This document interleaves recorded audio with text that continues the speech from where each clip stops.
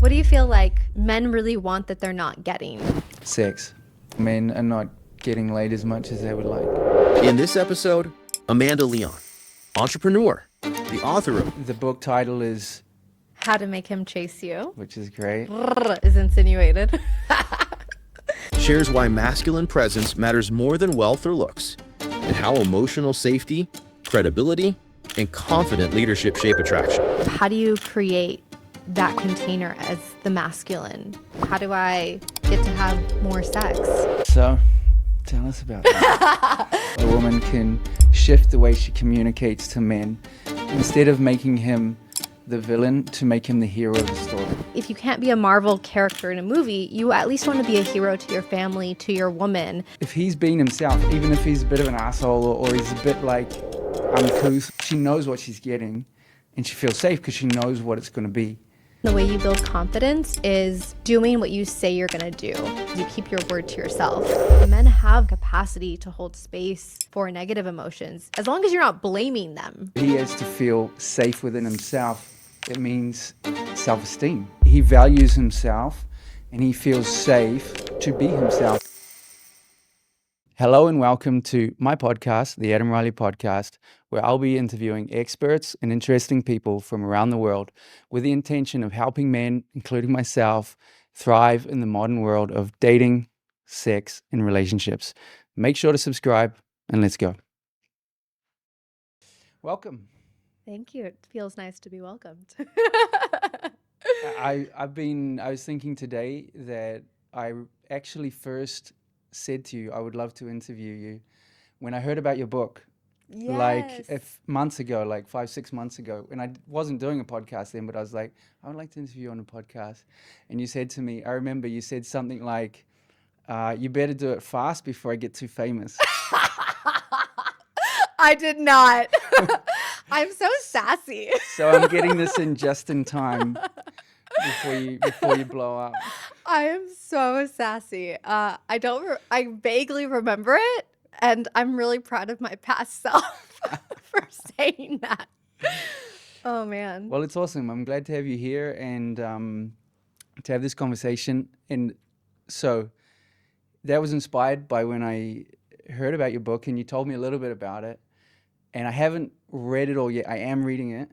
Yep. But I think it's great. So the book title is How to Make Him Chase You, which is great. is insinuated. And it's awesome. And it sounds like a book that would be, I don't know, that men might not be interested in. But the more I learn about it and the more I read it, I think it's great for men even to read themselves or to potentially give to a woman that they're seeing.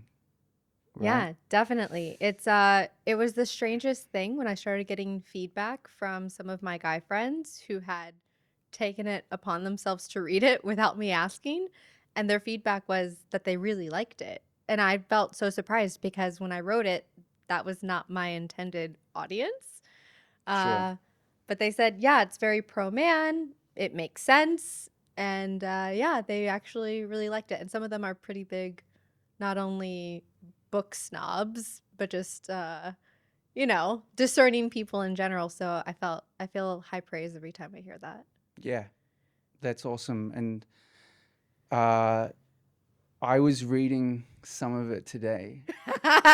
In preparation for Yeah, this I was like, interview. let me pick it up and have a read.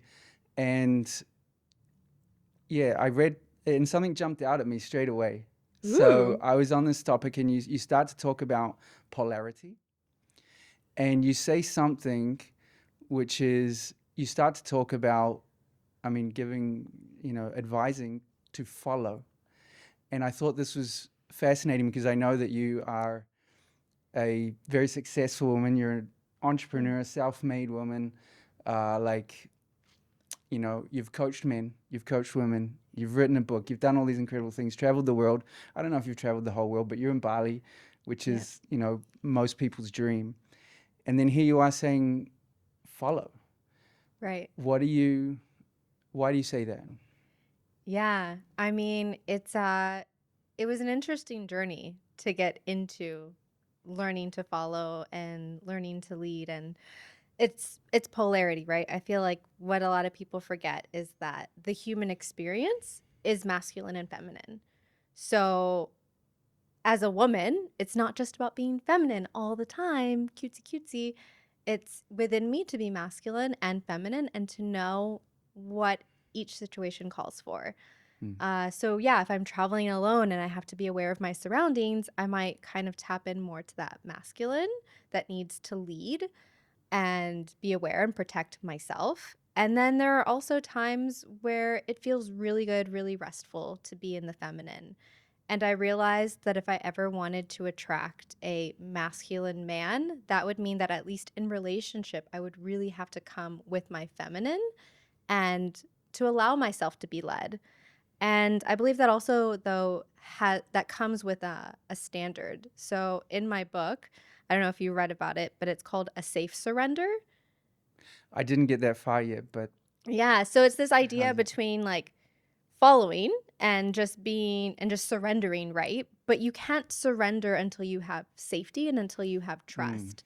So it's about picking a partner who has earned your trust and you feel safe to surrender and you feel safe to be led and you have such confidence in this man's ability to lead that it feels like the easiest thing in the world to just be like, okay, I'll go there. Okay, I'll do that. And again, it feels very nurturing to myself to be in that mode when it's a good and trusted leader. Yeah, that's that's interesting you say that because that's what I was thinking. Like, what is it from the man that what is needed from the man for the woman to feel that she can follow or surrender? It's not like an automatically I'm going to follow any man, obviously.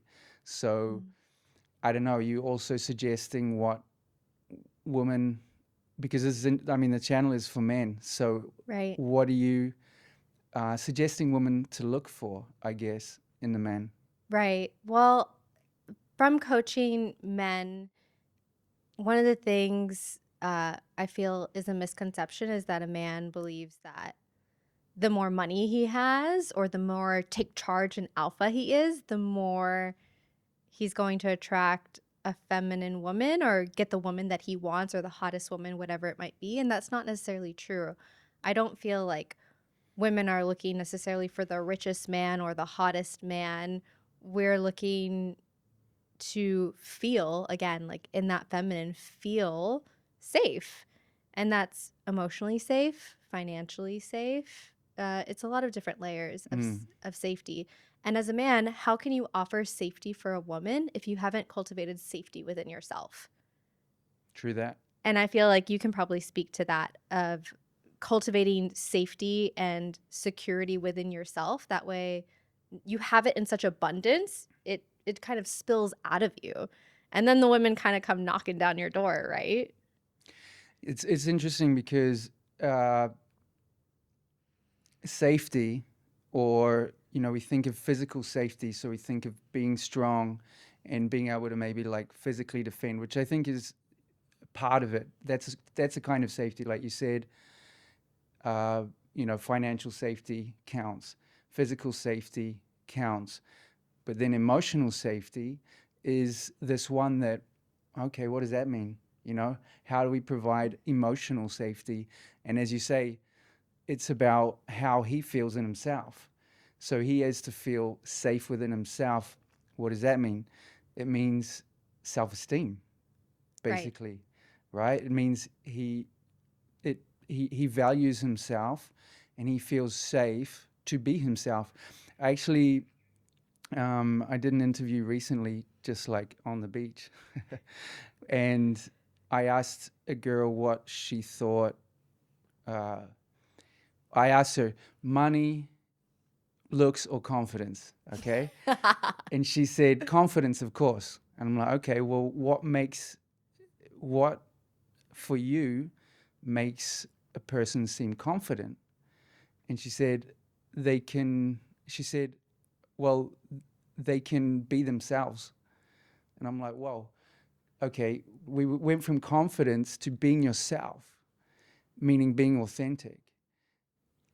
So how can you be authentic is if you feel totally like safe inside to be yourself. It's kind of along those lines of like you have self-esteem, you're able to be yourself, you're not trying to be somebody else, you're not pretending. And if you're not pretending, because basically from what I understand, and you can comment on this, if a guy is pretending somehow, it's unsafe because she doesn't know who this person is. So if he's being himself, even if he's a bit of a dick, even if he's a bit of an asshole, or he's a bit like uncouth or whatever, but if he's just really him, she knows what she's getting and she feels safe because she knows what it's going to be. So I don't know if this is the whole picture, but yeah, there's something in that, right? Right. It's so many confidence is so many factors. There's so many layers, and I believe the question becomes, how as a man do I build more confidence within myself? Uh, I feel like on a very basic level, evolutionarily, testosterone makes you confident as a man. If you look at the world, like as a hormone, that's what testosterone does. You look in the mirror, you're like, I look good today. Most men, if you have a healthy amount of testosterone, when you look in the mirror, that's what you say to yourself. Whereas women, we don't have as much testosterone. So we look in the mirror and we go, I could lose 5 pounds. Like I could see a wrinkle here or there. So when a man is confident on a very evolutionary like point, it's like, he has healthy testosterone. He's healthy to mate with because he has normal hormone levels. So like even confidence there at that level, it's showing, he's healthy. And then when I believe as a man, the way you build confidence is doing what you say you're going to do and being accountable to yourself and having a stack of proof, right? So if you say as a man, I'm going to go to the gym today, and then you do go to the gym, you're building confidence within yourself because you keep your word to yourself. The masculine is all about doing and executing. So if you're able to execute what you want in your life, that's also building your own confidence, which is going to be naturally attractive to a woman. And again, like you said, the honesty is so important, right? I can trust a man who I can see by his actions does what he says he's going to do. Even if, again, maybe it's less than desirable, right? If a guy says, I don't want anything serious, I just want to hook up and I'm not looking for a relationship. And then he actually executes on that. And let's say after a hookup, then he's like, okay, like see you later, right? It's like, okay, his actions are in alignment with what he said he wanted. He's following through. The problem I believe comes with a lot of men is that there's an unalignment that's happening, right? Maybe that guy who said, I just want to hook up, I don't want anything serious, now starts treating you like a girlfriend. And it's like, let's go out for food. Let's go do this. And now there's misalignment, right? You're no longer doing what you said you were going to do. And now I don't trust you. Even though you might just be doing it to be a nice guy or something. And we feel that, we know that. And a woman who has low self-esteem will stay in that misalignment state with the guy, but a woman who has good self-esteem is going to run for the hills. Yeah. I hear you. He needs to, it's trust. It comes down to trust. So like in knowing, I guess it's in the same way of being authentic, but in this case, you're talking about,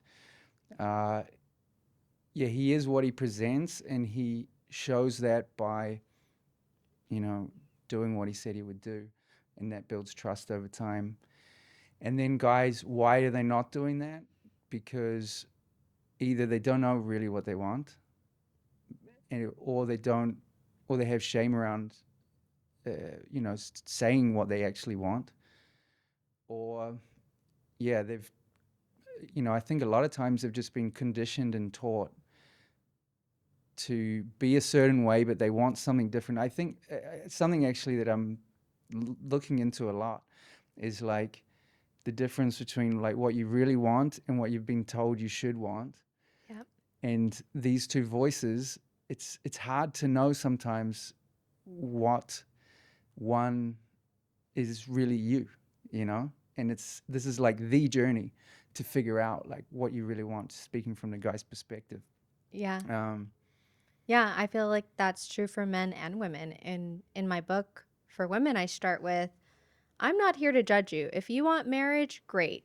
Skills in here will help you in a marriage. If you want to have hot lovers for the rest of your life, the skills in here will help you for that. I'm not here to tell you what is righteous or what is right. You get to choose what you want. You don't have to follow your family script. You don't have to follow societal script. You don't have to follow what you think you should want, right? So, but once we can establish what you want, now we can start moving towards that. And I used to tell men in Los Angeles the same thing. I'm not here to shame you. If you just want to date hot tens models in Los Angeles for the rest of your life, great. I will help you do that. But we just got to be honest about what we want. And what's actually really brilliant is that I've realized that true freedom is getting everything you've ever wanted and then losing it. So I feel like actually in order to get to what we want or get to what we need or truly want, we have to get those things that we think we want mm. and experience them and then realize, maybe I don't want that after all. Do you mean you actually have to lose it, or you just have to experience having it to realize, oh, this is actually not what satisfies me? Either or. And one good example I have of this, he was a fellow coach. He also used to coach men in LA. He thought he wanted just beautiful, hot women all the time. And what he didn't have a great relationship with his mother, and so he liked the crazy. He like loved the crazy. He's like, the hotter and the crazier, the better. He was in for it, and it made him feel wanted. It made him feel put upon. It made him feel desired, that she was jealous and all this stuff. And so that's what he thought he wanted, and he got for a long time. And then once he started seeing all of his clothes thrown out on the front lawn and his sports car tires slashed, Oh, God. he's like, maybe I don't want this. But he had to get to that point to realize, like, okay, maybe I still want hot women, but ones that are a little bit more Sane. Yeah, exactly. So, Emotionally mature. but let's again, say. he would have never gotten to that point if he hadn't gone full in on what he thought he wanted. Yeah. Another friend of mine, coach, says the only way, what is it? The only way to something desire is to yield to it. It's something like that. The only way to beat desire. No, the only way to beat temptation is to yield to it, or something like that. Huh. It's something like that. Yeah. And it's something along those lines of like, yeah, the only way to free yourself from that.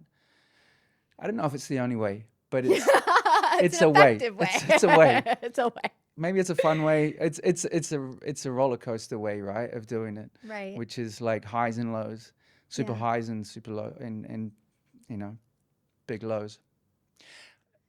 I mean, I would love to hear Oh gosh. a little bit more about, because you've told me, okay, it's interesting. You used to work with Neil Strauss, or no? Very briefly, yeah. Very More with briefly. his competitor. Yeah. Oh, okay. Here we go. Yeah. So, can you tell me, like, what were you doing back there in LA, and how'd you get into that, or I don't know. Yeah. So I'll give you the Cliff Note version because it's a really weird, who knows what fate had in store, because these random things had to fall into place for it to happen. But essentially, I was at the Sofitel awaiting a friend, started talking to this guy. And as we're talking, he's like, "Are you one of the coaches here? Are you going to give a talk? I'm here for the event." And I said, "What are you talking about?" He's like, "Neil Strauss, and he's giving a talk and blah blah blah." I said, "Oh, really?" I said, "I know about him." I said, "You probably think I'm part of it because I was talking about neurolinguistic programming and things like that." And at the time, this was a while ago. This was just post college Amanda, and this was 20. I'm about to give my age here. Let me see. I started in 2013. I think 20. I can't do math right now. Okay. But Younger version. it was a little while ago. And at the time I had read every single research article on neurolinguistic programming. So I knew a lot about it. And that happened to be one of the techniques that Neil Strauss talked a lot about in his book. So he said, I'm going to see if I can get you to come to the seminar. And so Neil agreed. His lead guy at the time, Diego, agreed. And I came to the seminar, went up with Neil on stage and did a few little things with him. And it was fairly, brief. Later, I ended up meeting these other two guys at a bar in Santa Monica, and they were just using like age-old techniques from the book, and I was just so unimpressed. I said, if you're gonna want to try to pick me up, it's gonna need to be better than that. And so that was brutal. Sass. So sassy. Some things don't change. Some things don't change. And then I ended up consulting with them because, again, I had this skill that was applicable to what they were doing. And it's so funny because so many women will try to villainize me of like, oh, you're just helping men get laid. And I said, are there some men who are doing these programs and paying for these coaches like that? Absolutely. But I found that the vast majority of men, they just didn't learn the social skills that they were supposed to learn to calibrate a woman's interest and how to build interest. And I personally believe that in coaching men, I was making the world a safer place for women, because I would say a lot of sexual assault happens not because men are super malicious and they're trying to hurt women, but they don't understand women's social cues. They don't understand when a woman's uncomfortable. They don't understand body language as well. So I was teaching them how to work steps and how to gauge to see if a woman is comfortable with you. And if you're working the steps and she's still not, great, move on to the next one.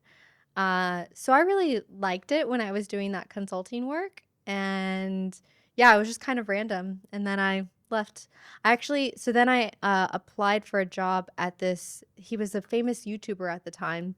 I forget the name of his company, but he had a bunch of viral videos about him picking up women in real life and then putting it on YouTube.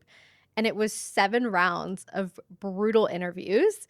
And they needed like a product director or something. And it was just down to me and this one other guy. And so I would have been deeply entrenched in the male pickup world, but I ended up losing the job to this guy. So then I ended up pivoting my career to something else. But years later, I found out that the reason I lost that job was because the CEO said that I was too attractive and I would have been a distraction to people in the office. And I remember being so livid because I literally wore a pantsuit to that job interview. And I was like, really? Like, too much of a distraction, fully covered. Got it. But a blessing in the end. But that was the end of like coaching men. And I've turned to the dark side. Yeah, I love that. Yeah. You jumped ship and started helping women. Yeah. I love the story though. That's amazing. And I love what you said that, I think that was my case, just not having the social skills, like coming from a past where, I just like didn't have a lot of interactions with women when I was younger. And so I had no idea, and I think that's a lot of guys, maybe even more now than ever, guys are at home watching TV, playing games or whatever it is, and they're not interacting. And so it's actually really interesting that you bring that up, that a lot of sexual assault or, it's basically crossing boundaries is coming from men being uncalibrated. Right. Totally. They just 100%. don't know. They don't know what it is. And so they think, I have to, they're trying this thing that they heard and I've got to do. It's like they learn a thing and it becomes a hammer and everything's a nail. They just, like do the same thing for everything, or they just don't know. And so I think learning calibration is key. And I would actually, maybe could you share something, like what was a key thing that you would teach guys to be more calibrated? Yeah. So there was one thing we used to teach the guys when we would go to the bars in Los Angeles and kind of put them out into the wild to try their new learned skills. And one of the ones was, there are many steps before this, but at some point you take her to the bar to get a drink, You grab her hand like so, and you lead her to the bar to get a drink. And at some point, as you're leading her through the crowd to the bar, let go of her hand. And if she's still holding onto your hand, she wants to go where you're taking her. If she lets go, she does not want to go where you're taking her. And it's so subtle, but then you realize like, she's not comfortable with me. She doesn't want to go where I'm taking her. She doesn't want me to lead her. Okay. Doesn't want to Either, follow. right. Okay, I need to rework the steps to make her feel comfortable, or I should cut my losses and move on to somebody else who I might vibe with more, or whatever it may be. So it's very subtle. That's one. Another one that Neil Strauss did on stage with me was, or here, I'll do it like, maybe we can like reach over and I'll do it with you really quick. So like put your hands over, like Here we this, go. like hover them. I know, right? Neil Strauss, One of the Neil Strauss the game techniques. technique coming up. So yeah, hover. And so I'm gonna put my hands like right here. And then like as I'm talking to you, I'm just gonna like lower my hands. Okay. So you didn't follow me, which means that you don't trust me. Which is fine. I know, right? Which is fine. But if you did trust me as I like lowered my hands, you would have lowered your hands with me. I did lower them eventually. Yeah, but it's like you just keep talking. Like you keep them Right. distracted, and you're just like talking and doing this. Like if you know what I mean. If you like, this is actually a really intentional. I think they called it compliance, right? Like yeah, seeing if somebody is gonna follow you, basically. exactly. And again, like maybe as a man, you're like not as used to like as following as you are as leading. Might be another reason you didn't drop, but it's a really good one for women and men to see if she's gonna follow. Yeah. Right? So there's another little good one. I might have one more good nugget that I'm thinking of reworking steps, comfortability. All right, I can't think of it. That's okay. That's okay. Yeah. Let's go back and talk more about your book. Okay. So something that you mentioned was that you know, even from a long time ago, you were very intently studying NLP. Yes.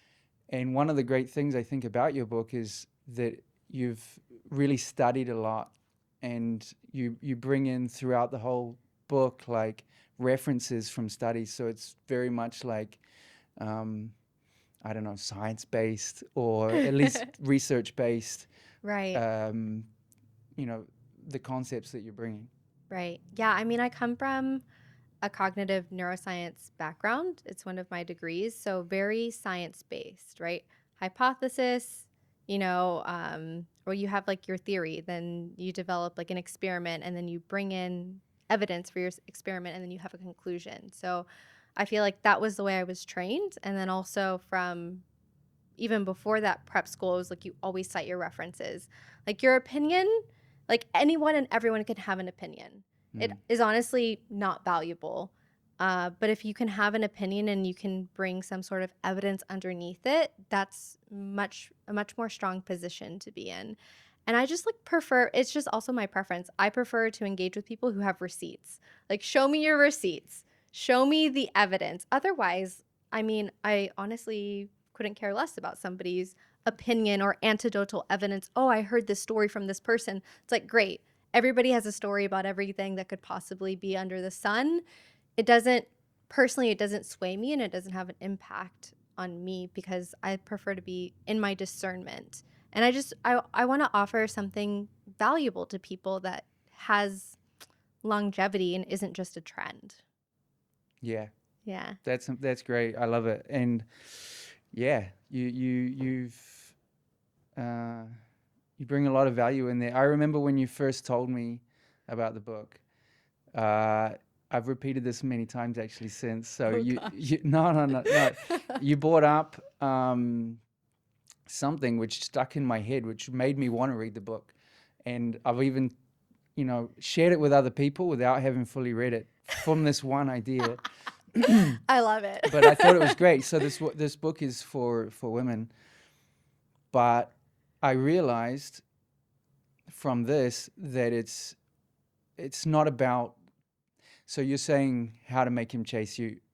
if a guy reads that, he may not straight away think, oh, this is going to be good for me, Right. Exactly. but it is. Yes. It is. And the concept that I'm going to share, well, that you shared with me, was how, and I'll get you to actually say it. So it's something about how a woman can shift the way she communicates to men to stop him, to instead of making him the villain, to make him the hero of the story. Right. Yeah. So this might not be true everywhere, but I see it a lot in America, where we have equality, or we're getting closer to equality in so many things.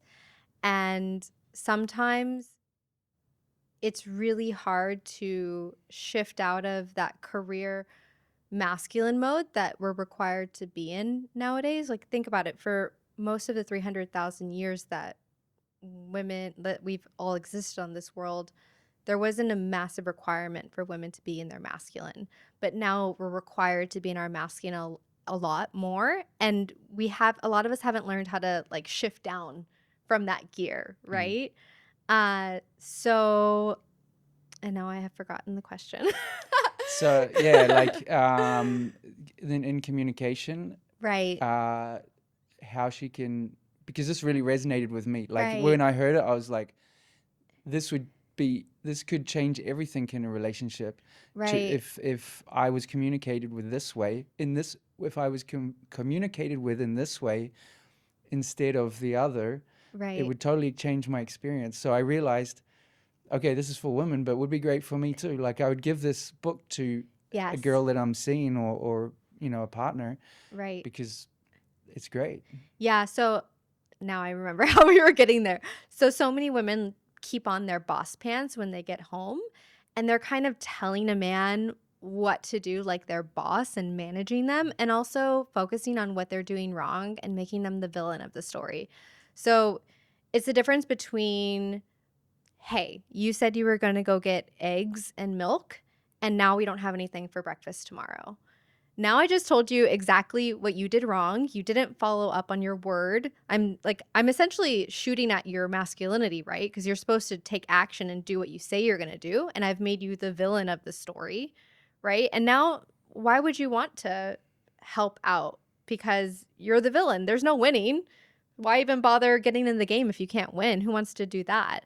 And so instead of phrasing it that way, you can say, hey, love, tomorrow, like, we don't have any, we've ran out of eggs and milk. Like, what should we do for breakfast?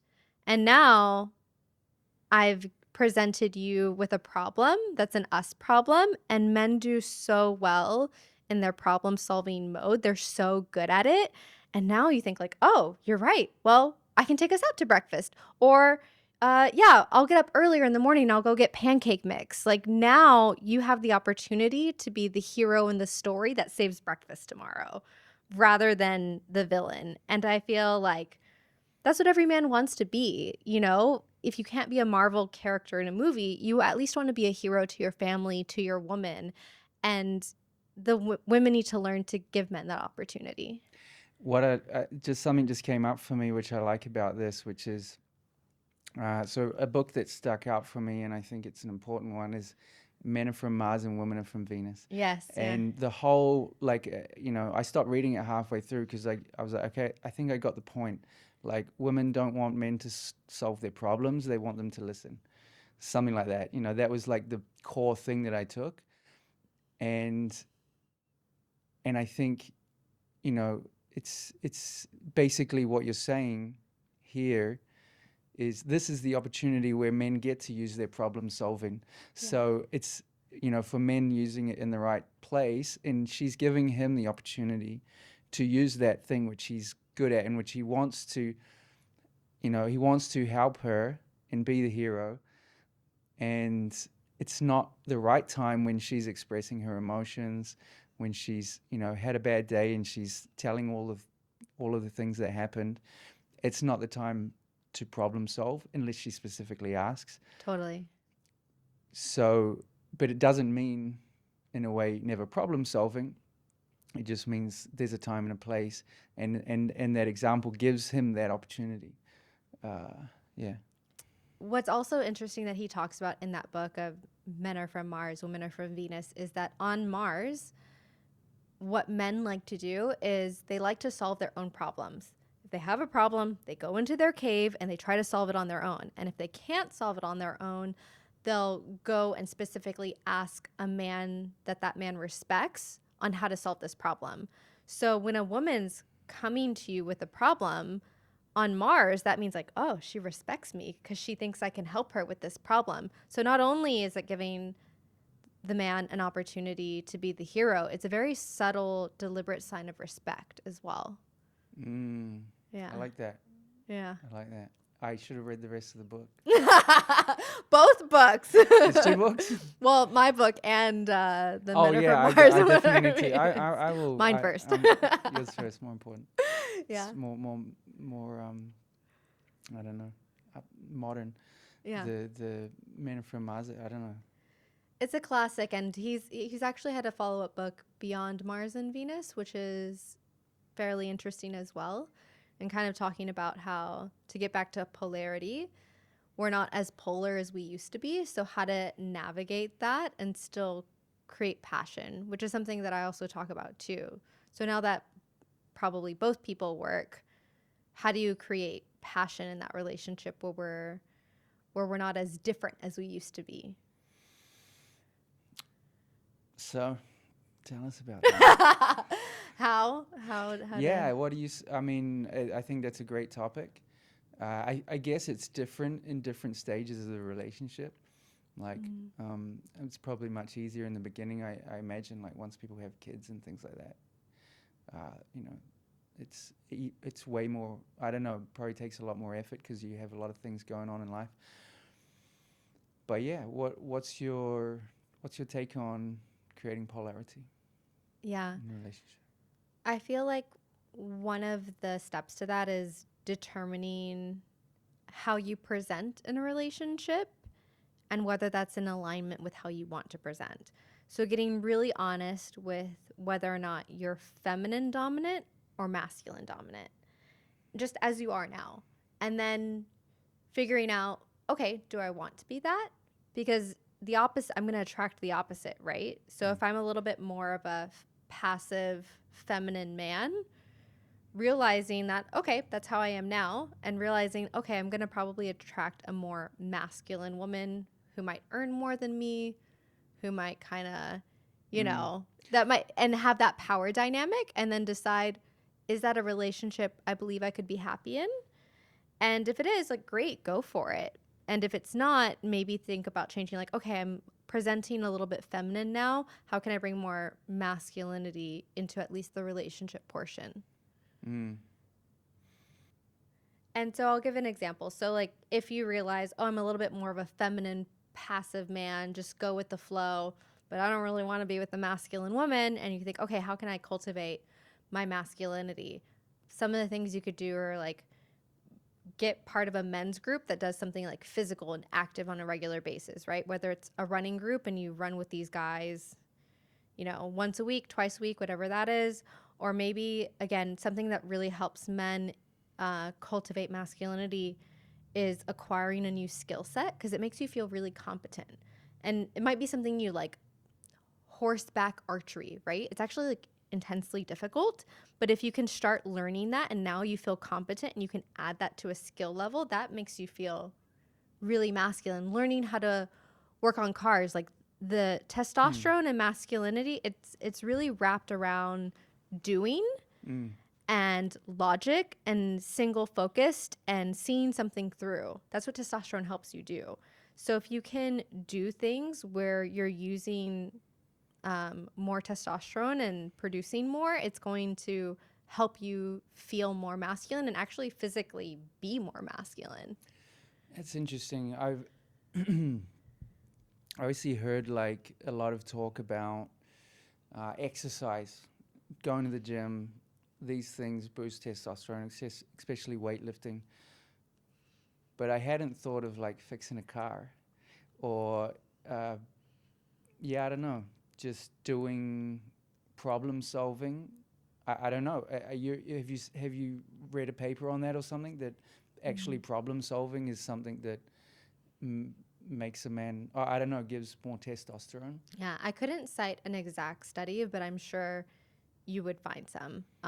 Something that uh, the author we talked about, Men Are From Mars, Women Are From Venus, is an interesting thing. Is like women unfortunately get a lot of hand-me-down advice from men from the medical industry and all these other things, because for a long time they believed like, oh, we're just little men, which is not true at all.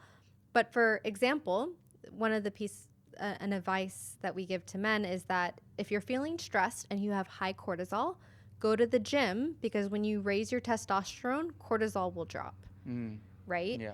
And then you're producing more testosterone. And then women get the little hand-me-down advice of, okay, if you're feeling stressed, just go to the gym and lift heavy. But what's really funny is we'll have high cortisol, right? And we'll go to the gym and lift heavy. Our testosterone will actually rise as well, just like men, but our cortisol will stay the same level. Oh, yeah? We don't have an inverse relationship with cortisol and testosterone like men do. So actually the only thing that brings our cortisol and stress down is by raising our estrogen hormones, because it's not just one hormone actually. And so things like going on a walk, talking to your girlfriend, having a bath, having a massage, all of those things will raise your estrogen to bring down your cortisol. So I'm sure there have been studies on that thing. So I'm sure that there are some that can show that these habits, whether it's a good brotherhood community or exercise or some other things, will help you increase your testosterone levels and your masculinity. I think talking about polarity or talking about leadership in a relationship, something that I don't know, when you are in a relationship, or what for you are the leadership qualities that you look for in a man? And okay, I want to bring this back to something that ties in with what I read, which was you talked about tango. Yeah. And tango being like a representation of it doesn't work if both are leading. Right. And so one leads and one follows. Now, I don't know if I read it right, but I feel like you also talked about that role can switch. Definitely. So is there, how do you see that in a relationship, showing up in a relationship? Yeah, I believe the longer that the relationship lasts and then the more trust there is, the more you're able to flow in and out of that lead follow, right? Maybe in the beginning, the first few years or the courting stage, there's not enough trust, right? Especially as a man to like show his feminine side as much, or a woman to completely surrender. So I see the flow happening, say like we were married for 10 years, right? And you got laid off from your job. And now, I need to work.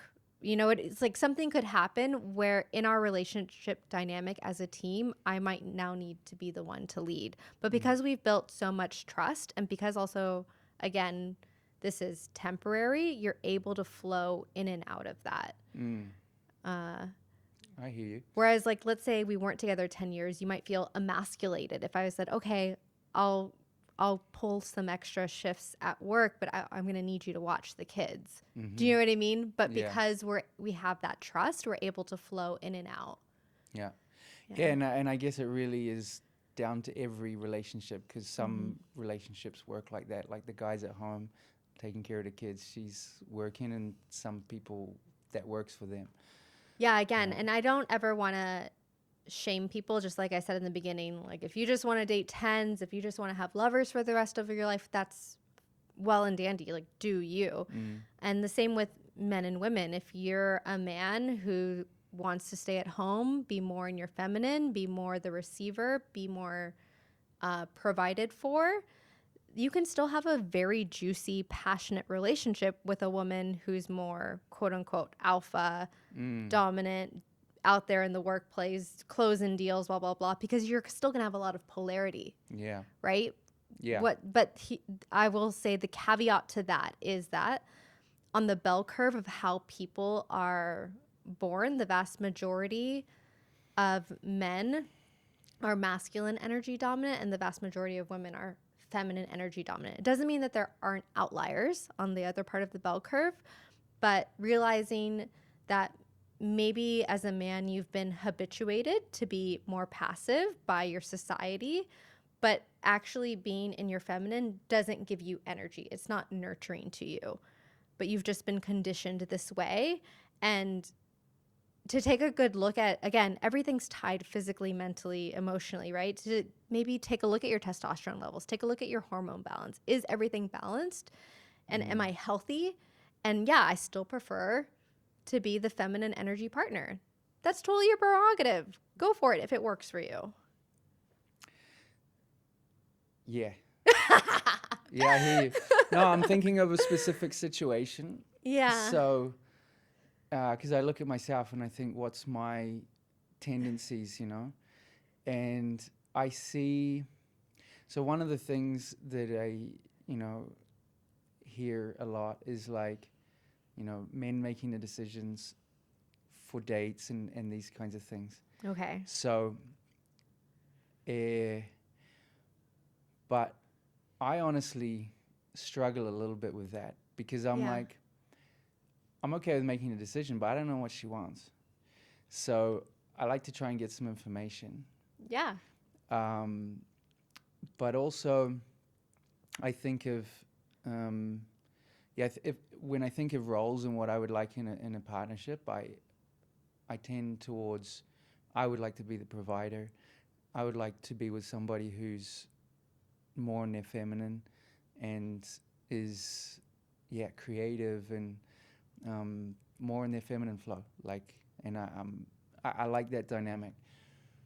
But when I think of like traveling, I like to travel. I like to go on adventures. I like to do things. I don't want to plan everything. Like, I would like, I've thought about this extensively. Like, what I really want in that situation, I want a collaboration. Okay. Of like choosing. When I go traveling, I'm not very good at being a tourist, for example. So I'm not really good at choosing a bunch of activities. So I would love to be with somebody who's good at that. Right. I don't know if it's necessarily they're taking the lead, but they're just bringing insight and bringing ideas, and then we make a decision together on what we want to do. So I don't know, where do you think, what does that sound like to you? Is that, what do you hear in that? Yeah.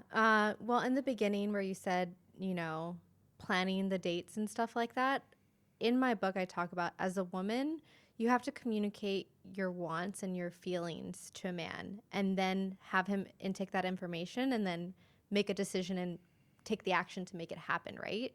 So yeah, if you're a guy and you don't know what she wants because she hasn't communicated, I like Thai food, I like fancy dinners, I like casual dinners, I like picnics, then you're not going to know what the heck to do. And I can see, again, and that's a two-part thing, right? Is the man asking questions and is the woman giving answers to those questions about what she desires, what she wants.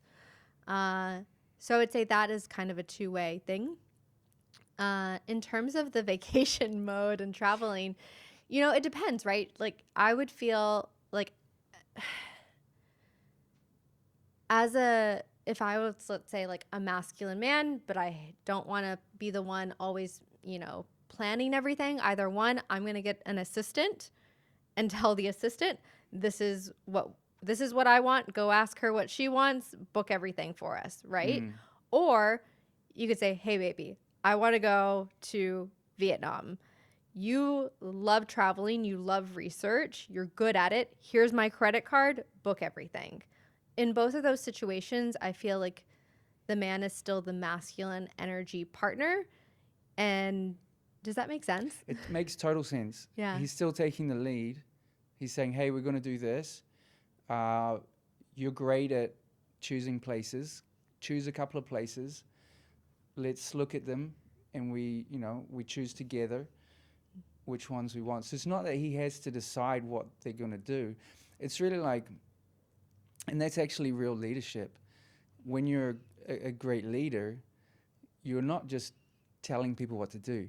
You're really understanding the people and and you're gathering information and gathering knowledge, and based on what you think is going to be the best for everybody, then you're making the decision. So that actually like clicked in for me, because it's like, yeah, it's gathering information.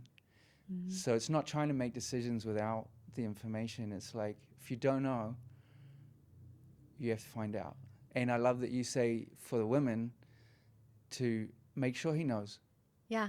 Take active role in letting him know, giving him the information that he needs to lead you in a way that's going to be, I don't know, good for you, I guess, that Yeah. you're going to benefit from. Yeah. And that's what I tell women all the time. Men are so lovely and they're so incredible. And they literally are so incredible because they want to give you everything that you want. Isn't that exciting? Like, men are givers. They want you to be happy. They want to give you everything. You just got to tell them what it is you want. Yeah. So yeah, I don't know. I had maybe one more thing to say about that dynamic. And again, you're right. Like, a true leader isn't what's best for me. A true leader is what's best for the team, right? And so if you're looking at it's a couple, and that she doesn't like planning either, right? She likes going on vacation, but she doesn't like planning either. Then what's best for the team so that she's not stressed on our vacation or planning our vacation is to hire a third party, right? Yeah. But knowing your team member and saying, like, she loves this stuff. She likes, planning everything. I don't. Okay, in this team dynamic, as a leader, I'm deciding, or I'm going to say, like, hey, would you be open to doing like this? And then, yeah. But I totally agree. Like, a true leader looks at what's best for the team and not just what's best for the leader. Yeah, absolutely. A true leader is, and it's that a true leader is taking everything into consideration. Right. It's like they're thinking about the money side. They're thinking about, like, the future, and it's like they take everything, and they make decisions that are like win-win-win all around, ideally, Right. or as much as possible. Yeah. And as a woman, we respect that. Like, Yeah. if I know that he's taken into account what I said and what I want, and then he even still makes a decision that maybe I'm not 100% is what I wanted, it still feels very acceptable to me, right? Because, Yeah. I would rather, again, not lead and be 80% happy because I'm going to be 100% more relaxed and in my feminine. And I guess in that situation, if you're really unhappy with something, you'll bring it up, and maybe he didn't understand something, or he can adjust, or maybe there's a good reason for it, and you'll understand why it didn't happen exactly the way you wanted. Yeah. I mean, I feel the old married couples weren't lying when they said it's all about communication. Yeah. Right? And I feel a lot of women, they're afraid to convey their negative emotions. But I tell them, men love all of your emotions as long as you're not blaming them, right? There's a difference between saying, like, I feel angry, not I'm angry at you. You failed. You did da da da da da da da. You can just say, I feel unsafe when a man yells in the room. I don't like it. And anytime a man is yelling, I'm going to leave the room because I feel unsafe. I feel sad. I feel angry. A man can deal with that. And it's not like you don't have to pretend to be this happy little fairy all the time with only good emotions. Men have that capacity to hold space for negative emotions. But what nobody likes is getting blamed. Because let's be honest, we're all responsible for our own emotions at the end of the day. Yeah. That's a it's a great point. The fact of just being able to express emotions but not blaming. It's a huge distinction, and I think for men and women to communicate in that way. I want to ask, is there anything else in your book that you think men should know? Oof. Oh, I don't know. Well, I do know, but I just feel like there's so many things. I guess it depends. What do men really want? What do you feel like what do you feel like men really want that they're not getting? And maybe I can shed some light into that, why they're not getting it. Sex. Sex. Like frequency of sex or just sex in general? I think in general men are not getting laid as much as they would like. Yeah. Yeah. Having sex as much as they want. Right. As they would like. There's a gap like between men and women in that way. Right. So what I will say for this is that, as we've heard a lot, men are a light switch, women are an oven. If I am so stuck in my masculine, I have 100 things on my to-do list, and you're not helping me take anything off my to-do list, like, we're not in the mood to fuck, to be very frank, right? Like, Okay. because again, like, women of this day and age, we have so many more ways that we have to show up as masculine. And that energy is very draining to us. As part of the human experience, can we move into our masculine? Absolutely. But it's not the juicy, surrendered, feminine receiving energy that's needed for sex, right? Because as a woman, you're receiving penetration, let's say. So I'm not in that mode unless my lifestyle's around that mode, right? So it's like, how as a man can I make space for her to be more in her feminine, whether that's taking something off her plate or, what's really funny is a lot of men nowadays kind of treat dates like business interviews. They're like, oh, let's meet in the morning for coffee. Right? And it's like in between his meetings or his schedule. And it's like, nobody feels sexy and sensual over it feels like an interview, right? Or a business meeting. And so maybe go to a candlelight dinner where it's like moody and sensual and the lighting's nice. And, again, that's putting a woman in the mood to be more receptive to sex at the end of the day. So as much as you can allow a woman to get into her feminine, the better. And I would say also, if you're a feminine man, actually, I'll retract on that one.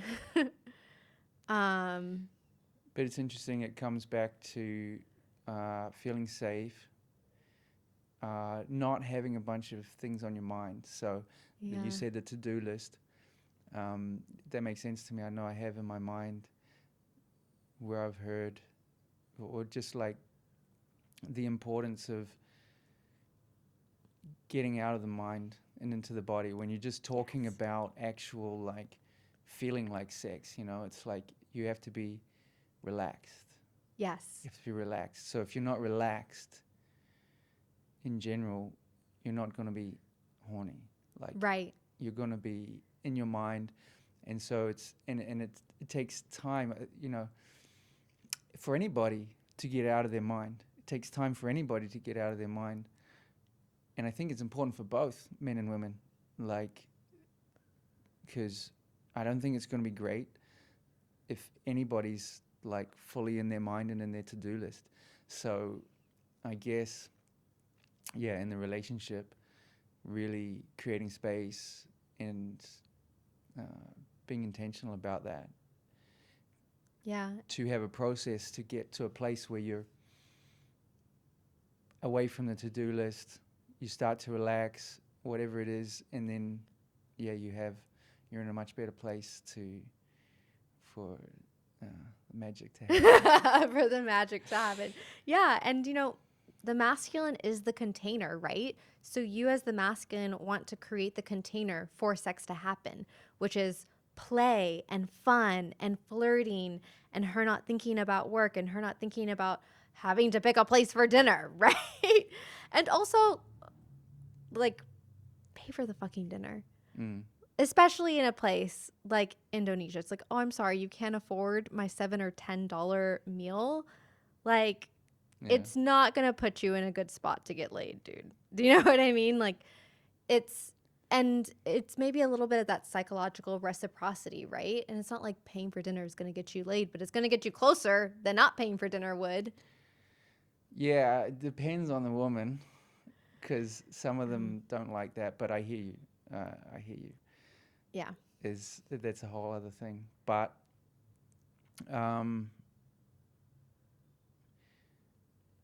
taking the lead, and yeah, how like, okay. So you mentioned a few things. How a man, because basically it's you're saying to help her be in her feminine.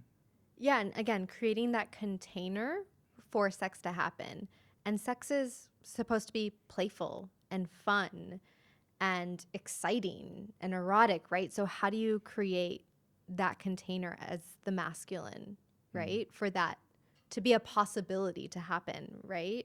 Yeah. And I don't think enough men are creating that container. Fun, playful, Erotic, sensual, erotic, relaxed. sensual, flirty, relaxed. Yeah. Not serious.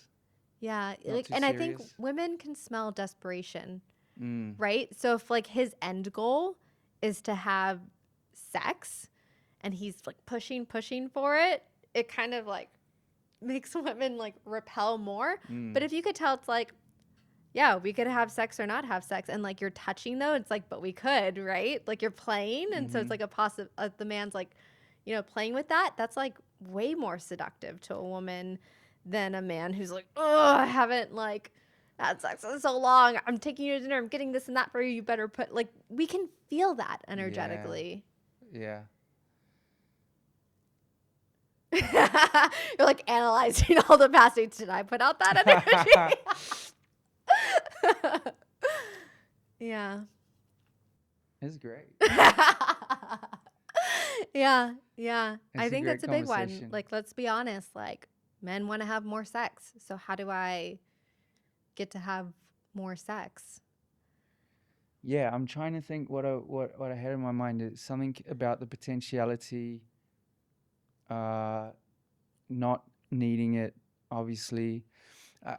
Like something I heard somewhere, and you've just mentioned again, it's really not needing it, but the feeling like it can happen or not happen. Right. And that's Take it okay. or leave it. And the same thing is true in business deals, right? In sales, it's like, I know what I have to offer.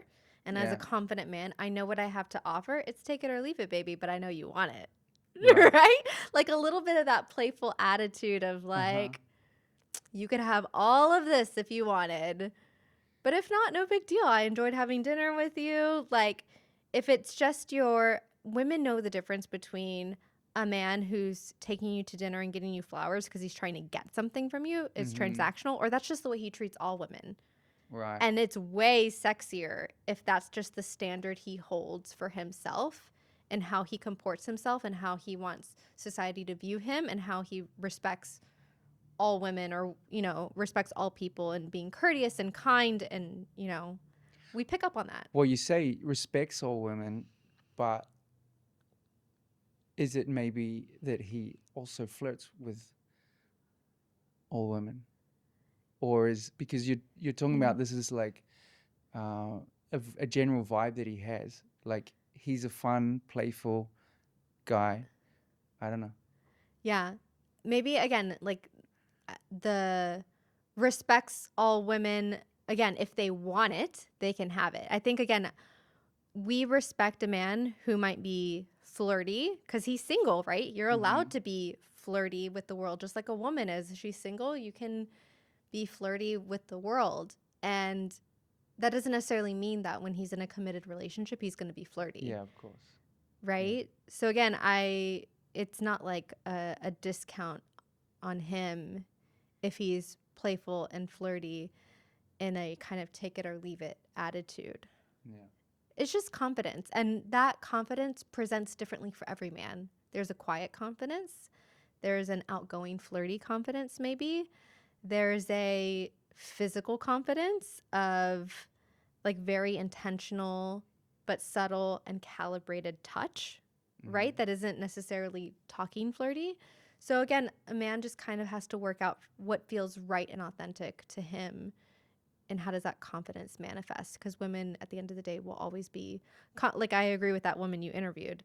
For rich, good looking, or confident, I also pick confident. Yeah. Like It was 10 kind of days out of 10 days. yeah, it was kind of an obvious question, I guess, at the end. Well, I don't know. There may be some Some women would women choose who would money. choose money. And some women might choose good looks. Yeah. And that's your prerogative. Like, no shame. Yeah, and it can change throughout a woman's life too. True. When I'm 90, I'm just going to go for the good looking pool boys. Yeah, there you go. 100%. Confidence. I can teach you that, baby. I've lived on this planet 90 years. Yeah, right. Who Yeah. needs confidence? I know. Got everything sorted by then. Yep. How can people find you and Mhm. find your book and Yeah. find, I don't know, what are you doing right now? Like are you coaching, or are you offering anything, or what would you like people to look you up for? Yeah, I feel like right now I'm going broad, and it's amanda-leon.com is where they can find everything that I'm kind of doing. And yeah, that's honestly the kind of the best launch point, because I don't personally want to put myself in a box. There's so many things that I'm creating now, and multiple companies that I'm founding, multiple things that I'm interested in, from polo, right? Yeah, we To, didn't talk about polo, but yeah, not relevant to this Yeah. conversation, to helping women get out of their own way when it comes to men, i.e. the book, which is on Amazon, or, just living a relaxed lifestyle in Bali and having a branding and marketing company. So amanda-leon.com is probably the best way, and maybe at it's Amanda Leon on Instagram. So yeah. awesome. Thank you so much for being here. It was a Thank great you. conversation. I highly recommend your book. Thanks. I've read at least a third of it, and it's incredible. And I do plan to read the And he the will rest. finish it. I will finish it. I will finish it. Yep. Yeah, thank you so much, Amanda. Yeah. Thank you so much for having me. Beautiful. Okay.